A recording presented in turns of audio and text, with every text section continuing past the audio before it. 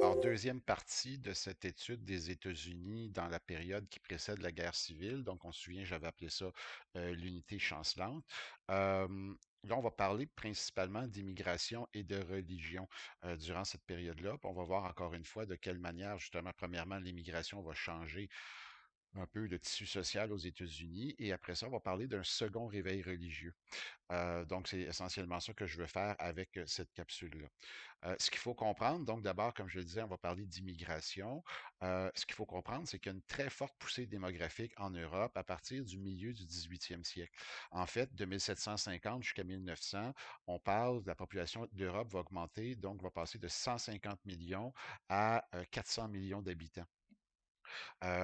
Donc, finalement, l'Europe a besoin d'espace. Puis la beauté dans tout ça, c'est que c'est une époque où, finalement, on peut facilement changer de pays. On n'a pas besoin de papier. Juste par exemple, en Angleterre, si on part de l'Angleterre, pour 10 livres sterling, qui est un montant qui est relativement bas, pour 10 livres sterling, on peut s'acheter un passage de la Grande-Bretagne vers les États-Unis. Là, on s'entend évidemment que ce n'est pas une croisière de très grande qualité, mais quand même, pour un prix relativement bas, traverser de l'Angleterre vers les États-Unis, ça coûte relativement pas cher. Et même, en fait, je vous dirais, passer de l'Angleterre vers le Canada, le passage, il est complètement gratuit. Fait qu'on va le voir aussi au Canada, il y a une forte poussée d'immigration au 19e siècle. Donc, c'est des gens qui vont débarquer dans les ports de Québec et surtout de Montréal à cette époque-là. Cela dit, donc, comme je disais, il y a une forte poussée démographique et surtout, ben là, ce qui va ouvrir un peu les États-Unis, ce qui va inciter beaucoup de gens à immigrer, c'est que l'ouest des États-Unis est en train de s'ouvrir. En 1869, bon, il y avait déjà un réseau de chemin de fer, on l'a déjà vu dans d'autres capsules, il y avait déjà un réseau de chemin de fer pas mal développé, je dirais, à l'est, mais là, à compter de 1869, on parvient à terminer finalement ce qu'on va appeler finalement le chemin de fer transcontinental. C'est-à-dire que la compagnie Union Pacific, la Central Pacific, la Western Pacific vont compléter justement à partir du Nebraska, vont compléter justement ce réseau-là. Donc, c'est maintenant possible de faire le voyage en train de la côte est jusqu'à la côte ouest. Et ça, ben, après 1869, il va y avoir une multiplication de lignes de chemin de fer à l'ouest des États-Unis. Fait que ça va ouvrir de nouveaux territoires à la colonisation. Fait que ces immigrants massifs, ces immigrants nombreux, pardon, qui proviennent de l'Europe, ces immigrants nombreux, donc vont avoir une place où aller. Et c'est vraiment une période où les États-Unis vont faire, on va le voir dans quelques instants, vont faire des acquisitions de territoire fort importantes. Donc, évidemment, bon, on comprend que c'est Lucky Luke qui a évidemment construit, que terminé finalement le réseau transcontinental. Donc, c'est un ouvrage historique fort important. Fait que je vous conseille, donc, le neuvième épisode de la série des Lucky Luke, d'aller lire ça. C'est là que j'ai appris toute mon histoire des États-Unis. Bon, et là, ce qu'on voit, ben là, c'est juste une petite portion, mais là, ce qu'on voit aussi, c'est on va commencer à avoir une différence, en fait, une plus grande variété dans l'immigration. Auparavant, l'immigration était essentiellement anglaise, mais là, au milieu du 19e siècle, on voit que la majorité des immigrants qui débarquent aux États-Unis sont des Irlandais. Évidemment, l'Irlande connaît des problèmes sérieux à ce moment-là, problèmes de surpopulation, on commence à avoir un problème de famine, énormément de maladies. Donc, les autorités anglaises vont inciter de nombreux Irlandais à s'en aller vers l'Amérique du Nord et au Canada et aux États-Unis, évidemment. Donc, on voit que la proportion de Britanniques est encore forte, mais on remarque aussi une augmentation assez grande d'Allemands qui vont aller s'installer, bon, dans certaines grandes villes, mais les Allemands qui vont s'en aller vers le Midwest, autour de Chicago notamment. Il va y avoir une très forte concentration d'Allemands à ce moment-là. Et donc, ça, c'est un autre exemple. En Allemagne, la population va augmenter de façon assez spectaculaire au 19e siècle. Donc, si on regarde ça, si on regarde en termes de chiffres, ben là, en 1790, donc au moment où la Constitution des États-Unis entre en vigueur, les États-Unis comptent environ 4 millions d'habitants et un demi-siècle plus tard, en 1850, la population américaine est à 23 millions, presque 24 millions. Donc, c'est vraiment, vraiment, vraiment spectaculaire et la part de l'immigration, évidemment, elle est très grande dans ça. Les immigrants, ils arrivent en grand nombre. Ils arrivent en grand nombre, évidemment. Puis donc, si on regarde essentiellement en 1790, il y a quelques milliers d'immigrants qui débarquent aux États-Unis. Et là, si on remarque en 1850, c'est 1 700 000 immigrants qui débarquent aux États-Unis en cette seule année de 1850. Donc, l'augmentation, la part d'immigrants va contribuer fortement à la poussée de la population. Déjà que la natalité était déjà forte aux États-Unis, là, en plus, avec les immigrants, ben, ça va expliquer justement pourquoi la population augmente si rapidement. Donc, la beauté, c'est que, comme je le disais, sans papier nécessairement, donc c'est ces immigrants qui vont débarquer en grand nombre dans les grands ports, c'est à New York, c'est à Boston, c'est à Philadelphie.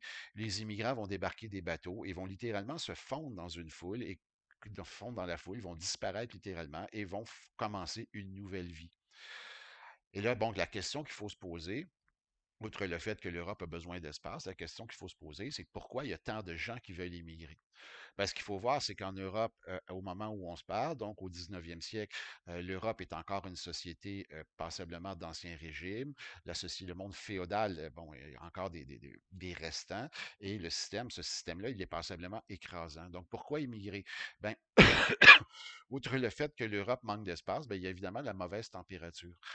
C'est vraiment spectaculaire. L'Europe a une passe au point de vue météorologique assez difficile, particulièrement entre 1815 et 1830, et ça va nuire notamment à l'agriculture.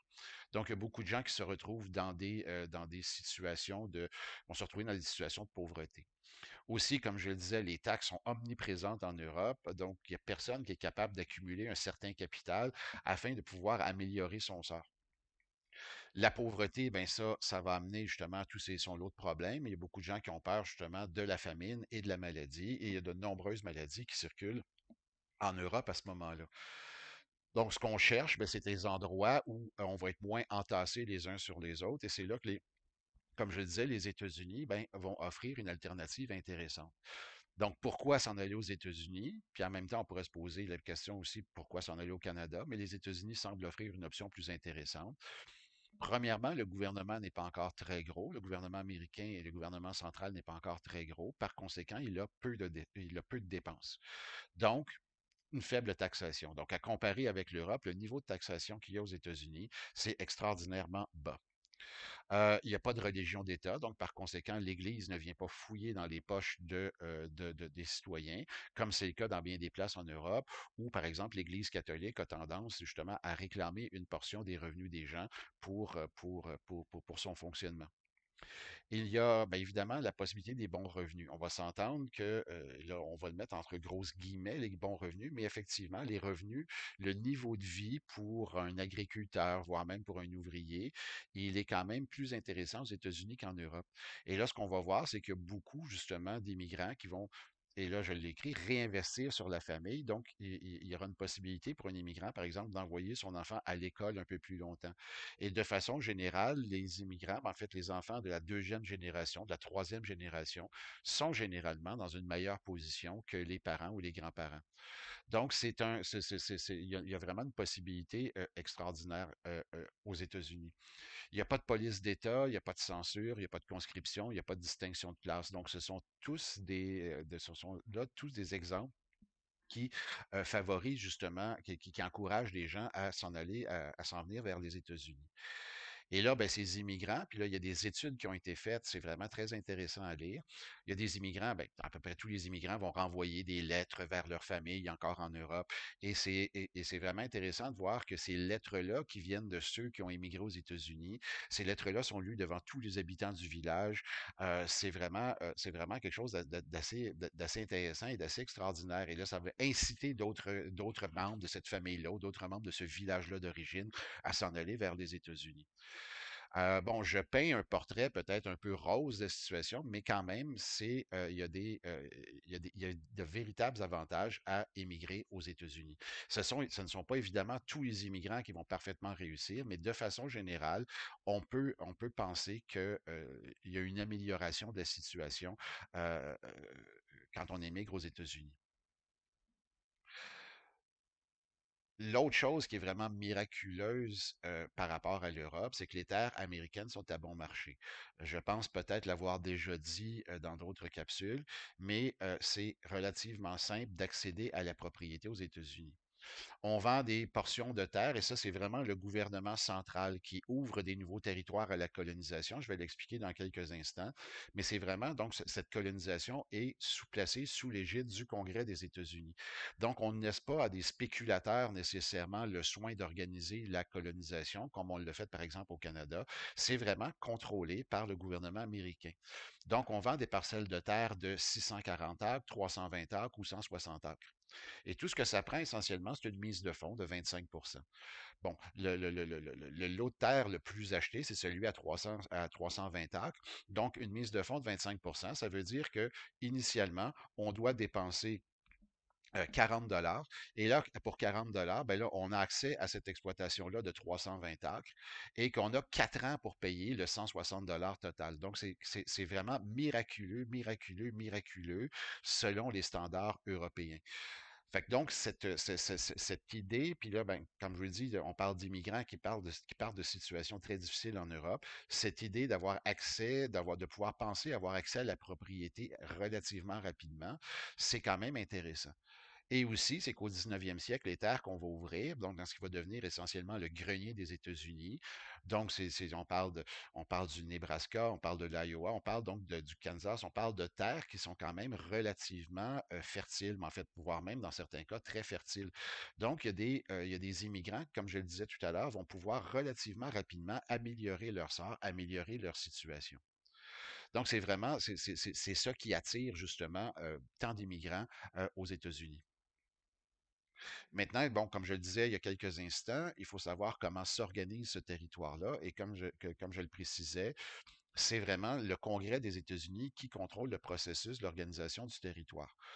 On a adopté en 1787 ce qu'on a appelé l'ordonnance du Nord-Ouest.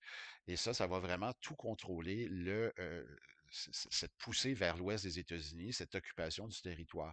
Et va se développer au 19e siècle une pensée. Et cette pensée-là, ben, c'est ce qu'on appelle la manifeste destiny, la destinée manifeste. Comme quoi, puis ça c'est répandu vraiment partout à travers les États-Unis, comme quoi le peuple américain a été presque choisi par Dieu et que le peuple américain, il est destiné à occuper tout le territoire de l'Amérique du Nord. Et donc, cette allégorie, cette image-là, elle est très belle. On voit justement cette destinée manifeste qui est en train de planter finalement, qui est en train de dérouler le télégraphe. Et là, on voit finalement la population qui part de la côte est. On le voit bien à droite de l'image, on est de la côte est. Et là, on s'en va vers l'ouest. Repoussant en même temps, et là, l'image, elle est très forte, en repoussant en même temps les Amérindiens et évidemment repoussant évidemment les bisons. Ah, donc, c'est cette image qu'ont bien des Américains et que ces images que vont reprendre à leur compte aussi les immigrants, cette image que le peuple américain, il est choisi, il est élu et il doit occuper le territoire américain au complet. Donc, je reviens à ce que je disais en 1787, au moment où on discute de la Constitution des États-Unis, donc dans cette grande conférence constitutionnelle de Philadelphie en 1787, on se pose la question. Il y avait les 13 États originaux, mais il y a tous ces territoires qu'on avait acquis de l'Angleterre après la guerre de l'indépendance. Et on se pose la question, que faire avec ces territoires-là et de quelle manière est-ce qu'on doit les occuper? Donc, il est établi que c'est le Congrès des États-Unis qui va s'occuper de la colonisation. Et là, ben, systématiquement, tous les territoires qu'on va ouvrir à la colonisation vont passer par le même processus. Premièrement, on va déterminer quels sont les territoires qui vont être ouverts à la colonisation. C'est pas tout l'Ouest en même temps qui est ouvert, donc on va arpenter, délimiter des territoires bien précis, et pendant une période donnée, c'est ce territoire-là qu'on va tenter de développer. Deuxième élément, ben, le Congrès va nommer un gouverneur qui va justement s'occuper de l'organisation de ce territoire à la colonisation. Dès qu'il y a 5000 balles libres qui occupent le territoire en question, ils auront droit à une assemblée. Donc ça, c'est très intéressant parce qu'on est en train de reproduire le processus par lequel les colonies originales étaient passées. L'Angleterre, graduellement, au fur et à mesure qu'elle fondait des colonies, ben, on accordait éventuellement, quand le nombre de personnes le justifiait, l'Angleterre accordait des assemblées à ces colonies-là. Donc, le Congrès des États-Unis va reprendre le même processus. On nomme un gouverneur et éventuellement, on va accorder aux gens qui habitent donc ce territoire-là ouvert à la colonisation le droit d'avoir une assemblée et leur donner une certaine autonomie, être capable de prendre des décisions sur des questions locales. La dernière étape, c'est quand on atteint le nombre de 60 000 mâles libres, bien là, ce territoire-là peut demander son admission à l'Union. Donc, vous avez simplement à regarder justement, par exemple, dans votre manuel, il y a une carte, je crois, au tout début, où on vous montre justement les années d'admission de chacun des États dans l'Union. Bien là, ben, ces territoires-là qui sont plus à l'ouest, bien, regardez la date, bien, c'est le moment où le territoire a obtenu son 60 000 mâles libres et peut demander son admission dans l'Union et jouir de tous les droits d'un État. Donc, c'est ce processus-là systématique qui sera appliqué pour toute la colonisation des États-Unis. Encore une fois, ben, le Québec est au cœur de l'histoire américaine. Donc, l'épisode 14, ça nous montre bien ce processus, cette façon de faire. Euh, je vous donne l'exemple justement de quelle manière parfois on peut fonctionner. Et le cas de l'Oklahoma est fort intéressant. À un certain moment donné, le Congrès va décider d'ouvrir ce territoire-là à la colonisation. Donc, on va délimiter, en fait, on va délimiter des parcelles de terre sur lesquelles on va planter, dans lesquelles, et chaque parcelle de terre est assez bien identifiée, et on va planter un drapeau. Et les personnes qui veulent participer, justement, qui veulent obtenir une terre en Oklahoma, ben, devront acheter un droit de participer à une ruée. Alors là, c'est vraiment spectaculaire.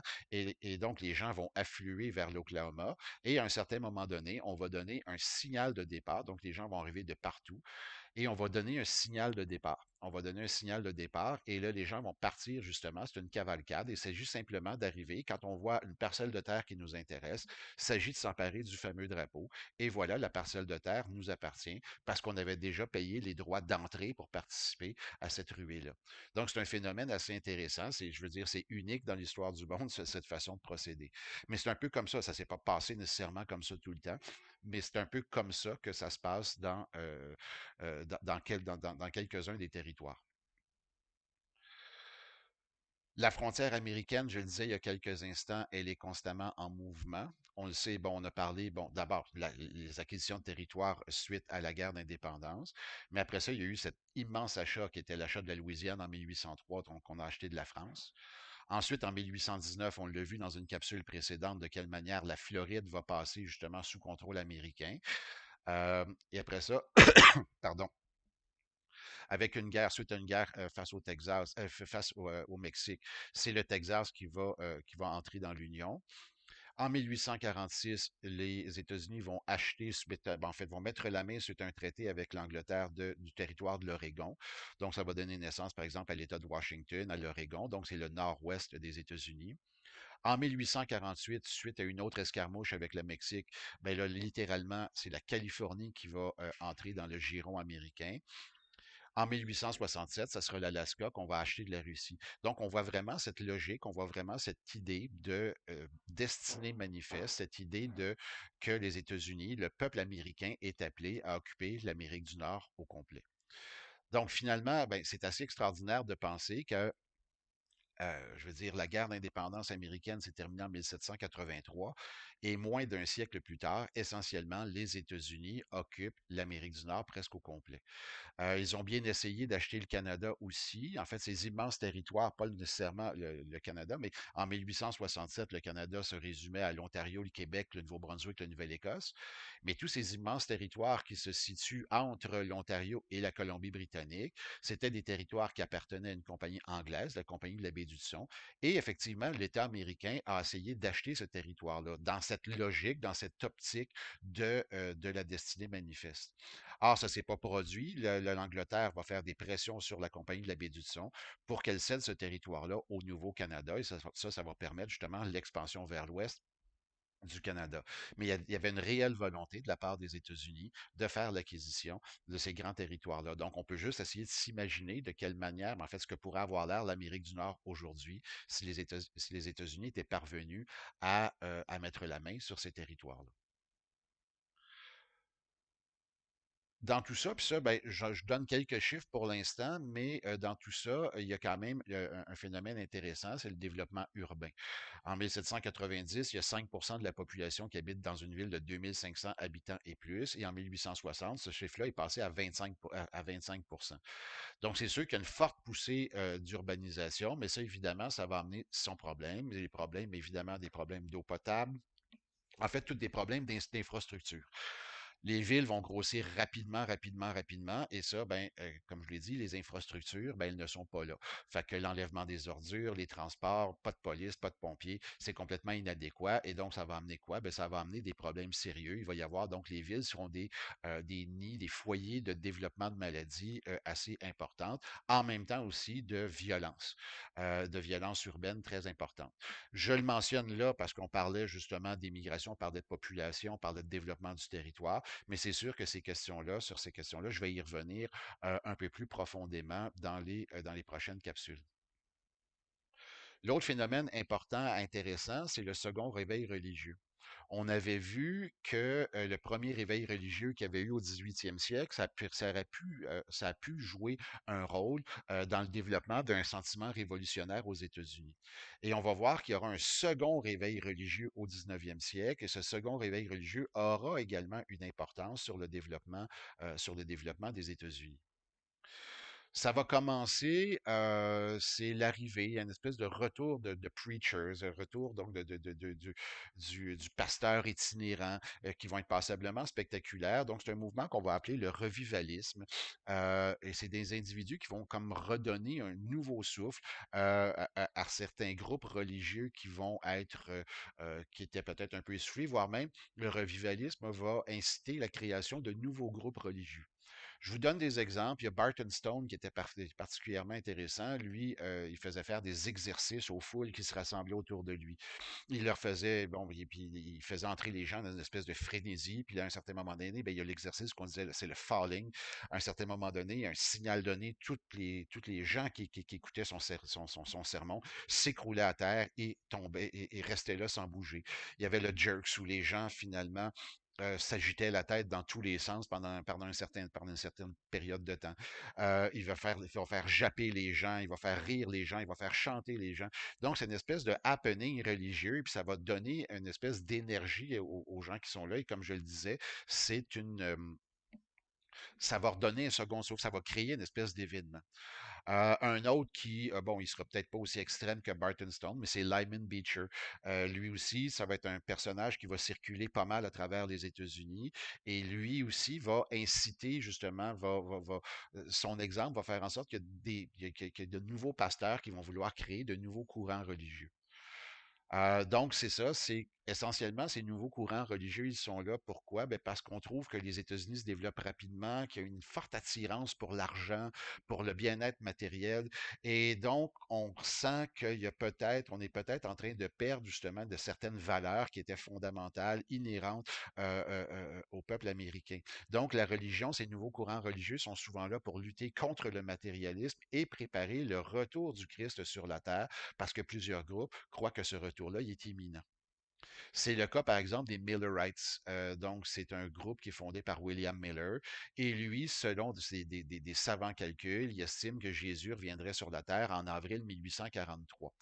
Et que, ben, tout suite à ce retour de Jésus sur la Terre, ben, tous les croyants monteront au ciel le 23 octobre 1844. Donc, des savants calculs, écoutez, il va l'expliquer par différentes publications. Évidemment, au mois d'avril 1843, ça n'arrive pas, ça ne se produit pas. Il va revoir ses calculs, puis il va prévoir qu'en 1844, il y aura le retour du Christ. Et là, ben, il y a certaines caricatures qui vont apparaître. Et là, ben, au moment où le Christ est supposé revenir, ben, c'est les Millerites, donc les fidèles de William Miller, ben, ils se mettaient debout sur le toit de leur maison, habillés, revêtus d'une tunique blanche, et on attendait le retour du Christ. Évidemment, le Christ n'est pas revenu, mais le mouvement a quand même survécu et a mis de l'avant certaines idées en fait, plus humanitaires. On y reviendra éventuellement. Un autre courant important qui va naître à ce moment-là, ben, c'est un courant qui va partir d'un type qui s'appelle Joseph Smith. C'est un gars de l'État de New York. Il veut recréer l'Église originale de Jésus-Christ. Et lui, ben, selon lui, ben, en fait, lui, ce qu'il dit à ses fidèles, c'est qu'il y a un ange qui lui a montré des plaques secrètes, qu'il a traduit et qui raconte, en gros, comment sont arrivés les premiers habitants de l'Amérique du Nord. Donc, c'est une histoire de courage et de surmonter des épreuves. Et justement, cette traduction-là, cette histoire-là, ben, il va la résumer dans un livre qui s'appelle The Book of Mormon. Et ben, finalement, ben, il va commencer, eh bien, il y a beaucoup de gens qui vont embarquer avec lui. Et il va commencer, bien évidemment, ses idées sont pas très populaires dans l'État de New York, puis il va commencer à se déplacer vers l'Ouest. Éventuellement, il va s'installer au Missouri, il va rassembler une communauté très forte autour de lui. Sauf que le style de vie pratiqué par les Mormons, notamment la question de la polygamie, ne plaît pas à tous. Joseph Smith va être assassiné par des émeutiers au Missouri en 1844. Et c'est là qu'un de ses fidèles, Joseph Smith, qui s'appelle Brigham Young, va prendre justement les fidèles, les Mormons, et les amener vers l'Ouest. Et ils vont se déplacer sur des milliers, des milliers, des milliers de kilomètres et va finalement faire en sorte que ces fidèles vont s'installer dans la région du Grand Lac Salé, donc une région essentiellement désertique, et grosso modo, donc s'installe dans ce territoire qu'on appelle aujourd'hui Utah. Brigham Young, donc, avec ses fidèles, vont s'installer, comme je disais, dans ce territoire-là qui est un peu loin de tout. Ils vont pouvoir vivre selon leurs coutumes, leurs rites religieux. Euh, et vont éventuellement fonder une communauté qui va être extraordinairement dynamique. Ils vont fonder leur temple et tout ça. Brigham Young va être nommé gouverneur du nouveau territoire par le Congrès des États-Unis. Donc, c'est une communauté très dynamique, très tissée serrée, appelons ça comme ça. Mais éventuellement, Young sera déchu. Il va perdre son poste de gouverneur du nouveau territoire parce que, ben, finalement, c'est rendu public il est polygame. Au moment de son décès, il y a bien des gens qui vont faire des gorges chaudes du fait que Brigham Young a été marié 55 fois et qu'il a eu 56 enfants de 16 femmes différentes. Donc ça aussi, ce style de vie, il déplaît. Évidemment, ce ne sont pas tous les Mormons qui sont comme ça, mais c'est ce genre de courant-là qui est intéressant de voir et qui se multiplie. Bon, j'ai parlé des Mormons, j'ai parlé des Millerites, mais il y a des dizaines et des dizaines d'autres mouvements religieux comme ça qui vont apparaître. Sur le plan de la religion, l'autre élément qui est important, qui est intéressant de se concentrer, ce sont les catholiques.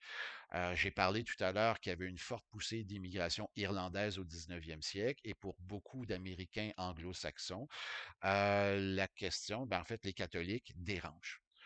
Attendons-nous 2 instants à cette caricature de Thomas Nast, qui était un dessinateur important dans le Harper's Weekly. Alors, Thomas Nast, lui, il n'aime pas les catholiques.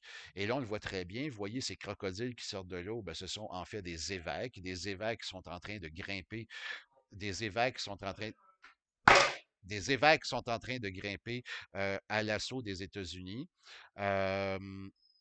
Euh, et sont en train de menacer finalement la jeunesse américaine.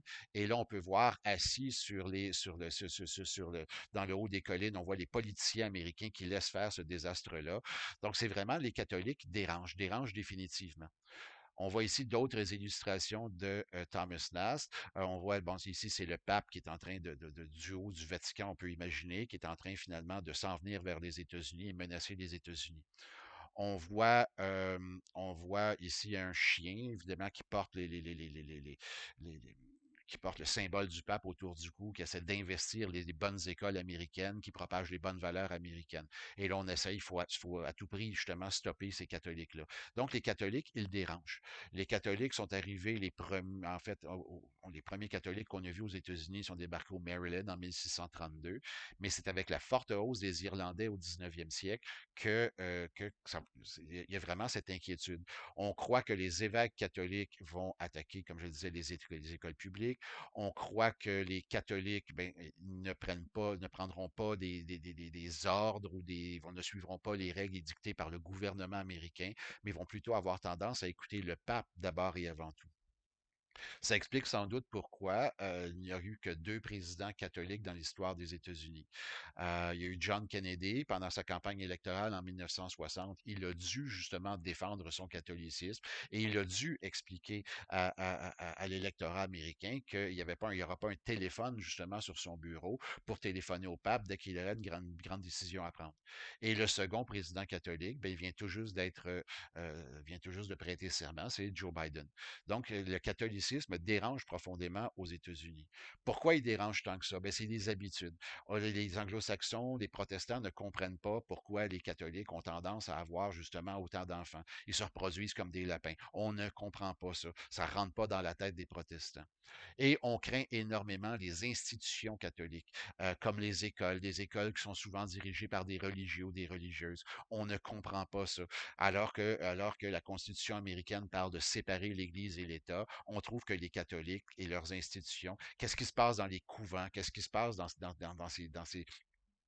ces institutions catholiques, on ne le sait pas trop, c'est toujours sous le couvert du secret, ça dérange profondément. Un des grands succès de l'édition au 19e siècle, c'est ce livre-ci, The Awful Disclosures of Maria Monk.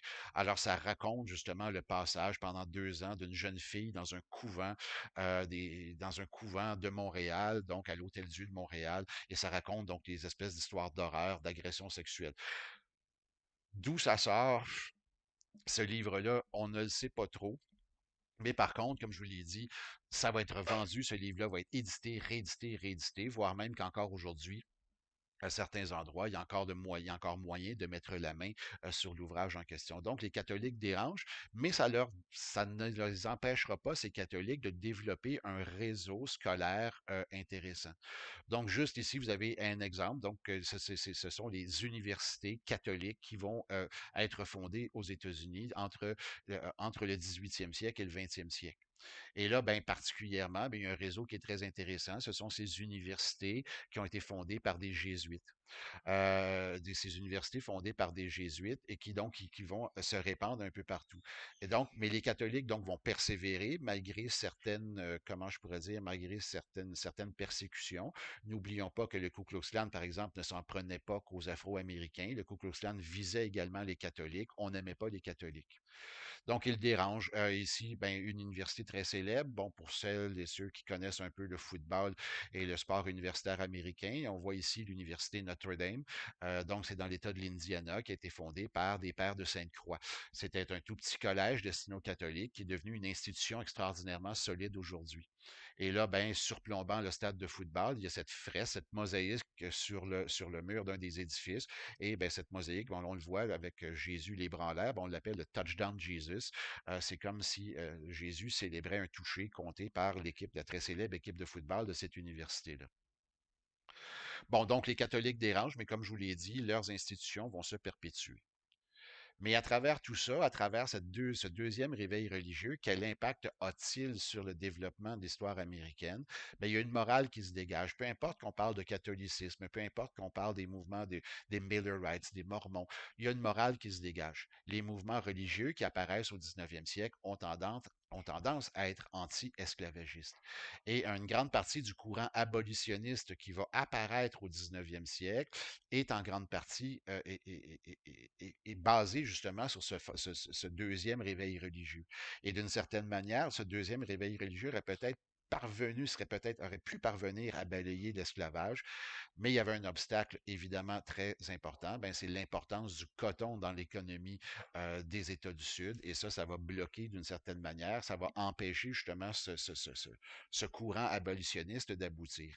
Et comme il y aura justement une forte poussée abolitionniste, mais qu'il y aura une forte résistance au Sud en même temps, ben là, c'est ça qui va conduire d'une certaine manière à la guerre civile, mais ça fera l'objet d'une autre capsule.